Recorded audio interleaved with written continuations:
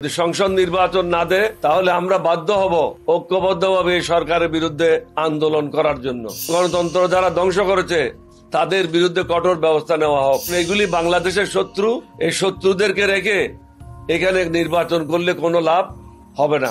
হাসিনা যায় নাই, তিনি যাওয়ার আগে এই দেশের অর্থনীতি, সমাজনীতি, বিচার ব্যবস্থা, শিক্ষা ব্যবস্থা, স্বাস্থ্য খাত সবকিছু তিনি ধ্বংস করে দিয়েছেন। এই ধ্বংস করার পিছনে মূল লক্ষ্য ছিল, তিনি মনে করেছিলেন বাংলাদেশকে ভারতের একটা অঙ্গরাজ্যে পরিণত করবেন, কিন্তু তিনি এটা ভুলে গেছিলেন। কারণ তিনিও যুদ্ধ করেন নাই, তার বাবাও যুদ্ধ করে নাই, তার দলের লোকেরাও যুদ্ধ করে নাই। 1971 সালের যুদ্ধের মাধ্যমে এই দেশ আমরা স্বাধীন করেছিলাম। সুতরাং এই স্বাধীনতার পিছনে কি ছিল, কিভাবে এই দেশ স্বাধীন হয়েছে, কত লোক এখানে শহীদ হয়েছে, এই ব্যাপারে হাসিনার কোনো জানা ছিল না। যার কারণে তিনি এসেছিলেন শেখ মুজিবের হত্যার প্রতিশোধ নেওয়ার জন্য। তিনি এই প্রতিশোধ সঠিকভাবে নিয়েছেন এই জাতির উপরে। আজকে এই জাতি বিভিন্নভাবে পঙ্গু অবস্থা থেকে এই জাতিকে সঠিক জায়গায় ফিরে নিয়ে আসা বর্তমান সরকারের পক্ষে আদৌ সম্ভব না। সেজন্য আমরা মনে করি একটা জাতীয় সংসদ নির্বাচন অত্যাবশ্যক। তারা বিভিন্ন সময় বিভ্রান্তিমূলক বক্তব্য রেখে আসছে। কোনো সময় বলে স্থানীয় সরকার নির্বাচন, কোনো সময় বলে এটা, কোনো সময় বলে এটা। এটা মূলত কাজ হলো প্রধান নির্বাচন কমিশনারের। তত্ত্বাবধায়ক সরকারের যিনি প্রধান হবেন, যা প্রধান আছেন, তার সাথে পরামর্শ করে এটার তারিখ ঘোষণা করবেন। এখন দেখছি কখনো প্রেস সেক্রেটারি কথা বলে, কখনো উপদেষ্টারা কথা বলে।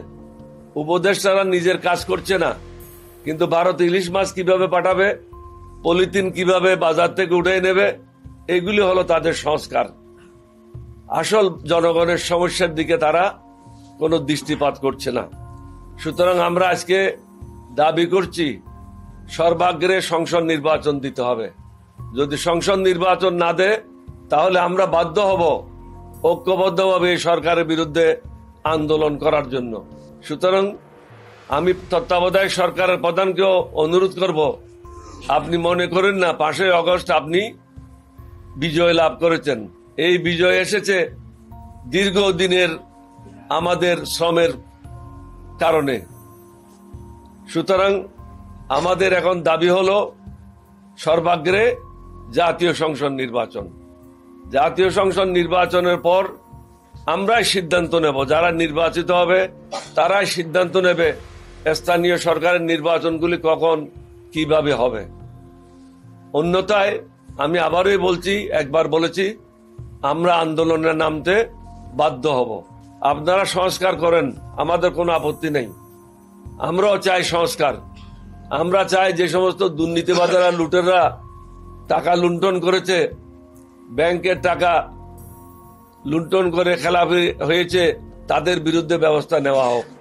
কিন্তু আজকে 6 মাসের মধ্যেও আমরা দেখছি না কোনো বড় বড় ব্যবসায়ীরা অ্যারেস্ট হয়েছে বা তাদের বিরুদ্ধে কোনো ব্যবস্থা গ্রহণ করেছে। বরং আমাদের কাছে সংবাদ আছে কোন কোন রাজনৈতিক দল ব্যবসায়ীদের কাছ থেকে টাকা নিয়ে তাদেরকে আশ্রয় দিচ্ছে। অর্থাৎ আমরা আন্দোলনের সাথে বেইমানি করছি। আমাদের দাবি, আবার আমি বলবো, আওয়ামী লীগের যে সমস্ত দুষ্কৃতিকারীরা, দুর্নীতিবাজরা, লুটেররা, গণতন্ত্র হত্যাকারীরা, মানুষের মানবাধিকার ধ্বংসকারীরা, নির্বাচন যারা বানচাল করেছে এবং গণতন্ত্র যারা ধ্বংস করেছে, তাদের বিরুদ্ধে কঠোর ব্যবস্থা নেওয়া হোক। 6 মাস হয়ে গেল, কাকেও এখনো কাঠগড়ায় দাঁড়াইতে আপনারা পারেন নাই। তাদের এতদিনে কয়েকজনের শাস্তি হওয়া উচিত ছিল।